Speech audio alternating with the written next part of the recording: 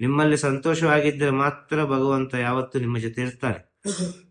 ನಿಮ್ಮಲ್ಲಿ 1000 ರೀತಿಯ ದುಃಖಗಳು, ಚಿಂತನೆಗಳು, ಆ ಕಡೆ ಈ ಕಡೆ ಎಲ್ಲ ಇದ್ರೆ ಭಗವಂತ ನಿಮ್ಮೊಟ್ಟಿಗೆ ಇರಲಿಕ್ಕೆ ಸಾಧ್ಯ ಇಲ್ಲ. ಭಗವಂತ ಅಂತ ಹೇಳಿದ್ರೆ ಸಂತೋಷವೇ, ಖುಷಿ, ಆನಂದ.